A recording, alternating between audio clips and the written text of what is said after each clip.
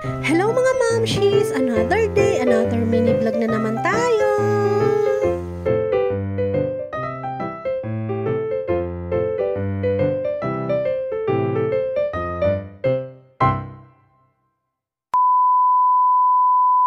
Maaga nga akong gumising at ang bala ko nga talaga ay maglalaba nga talaga ako today at tingnan nyo naman ang panahon ay talaga namang napakaganda. Saktong-sakto nga ay napakainit nga talaga ng panahon ay tiyak na matutuyo nga kaagad ang aking mga labahin nito. Wow! At ito na naman nga yung suot ko na damit. Ewan mo nga, baka pag nagpo-photoshoot nga ako ay lagi nga ito yung napapataon na suot ko palagi.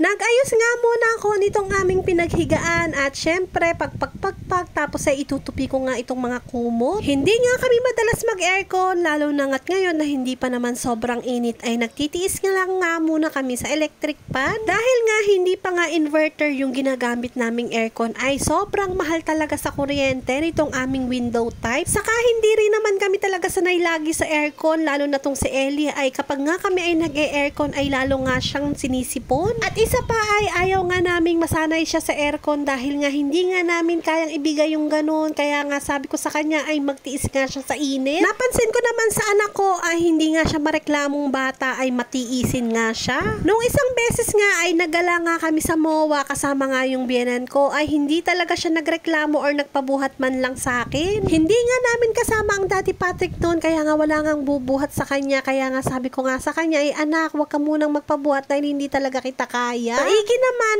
ay sa sobrang haba nga at sa sobrang layo nga ng nilakad namin ay hindi nga siya nagreklamo at hindi nga siya nagpabuhat. Sobrang proud ko nga dahil si Ellie ay hindi nga siya yung batang kapag magustuhan ay dapat ay ibigay mo nga kaagad. Kahit magala nga kami sa mall tapos may magustuhan siyang laruan kapag nga sinabi kong anak wala nga tayong pambili niyan ay hindi nga siya nagmamaktol. Nauunawaan niya nga ang aming kalagayan na hindi nga kami mayaman at sabi ko nga ay kapag meron naman tayo anak ay naibibili naman kita ng gusto mo. Meron kasi ako mga batang nakikita na talagang kapag hindi mo naibili yung gusto nila ay talaga namang nagwawala yan at naglulupasay pa nga sa sahig. Ang tamang pagpapalaki kasi sa mga bata ay syempre nakadepende talaga yan sa mga magulang. Kaya nga lagi ko nga panalangin na sana nga si Ellie ay lumaking mabait na bata at masunurin sa aming mga magulang. Pero nakikita naman namin na ganun nga siya habang lumalaki kaya nga sobrang proud kami talaga ng Daddy Patrick.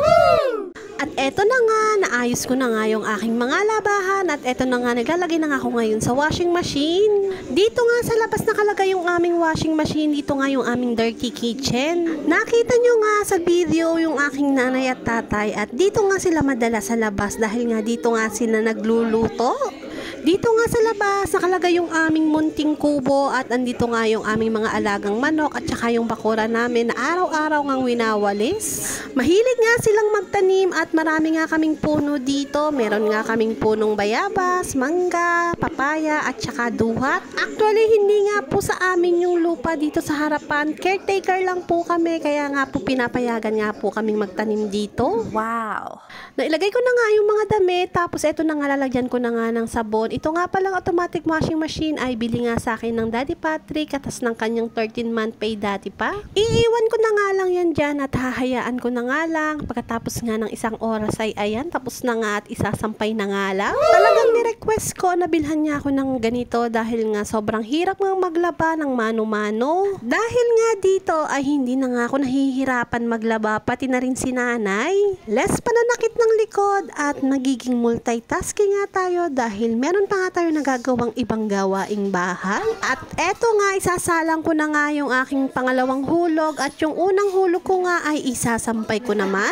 Panigurado ngang matutuyo agad itong aking mga labahin dahil nga sobrang ganda nga ng tirik ng araw. I-share ko nga sa inyo mga mamshis itong nabili ko sa Orange App. Ito nga yung sampayan ng mga maliliit na damit. Stainless steel na nga pala ito at 50 pieces nga yung clips niya kaya nga mas marami ka ngang maisasampay. Yun ngang madalas madalas nga namin ginagamit na plastic ay nahihirapan nga ako dahil nga lagi siyang nasisira. Syempre kapag madalas mo nga ginagamit at nakabilad nga sa araw ay yung plastic nga ay nagiging malutong. Kaya nga nung nakita ko nga ito sa orange shop ay napabili nga ako dahil nga sabi ko baka mas maganda nga itong gamitin. Isang taon ko na nga itong ginagamit at hindi pa nga ito nasisira, buong buo pa nga siya pati nga yung mga ipitan niya. Wow! Kung nagustuhan nyo nga rin po ito mga mamshis ay ilalagay ko na nga lang po yung link sa comment section. I-check out nyo na lang po.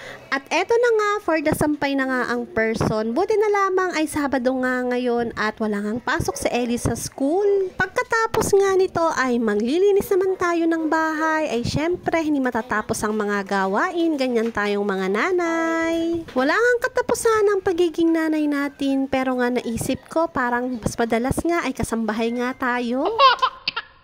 Malawak nga itong aming sambayan sa labas at dito nga talaga ay mabilis matuyo yung aming mga sampay dahil dito nga talaga ay naaarawan silang maigi. Sinusulit na nga lang namin habang hindi pa nga natatayuan ang bahay itong aming harapan ay kapag nga natayuan ito ay wala na nga kaming sasampayan.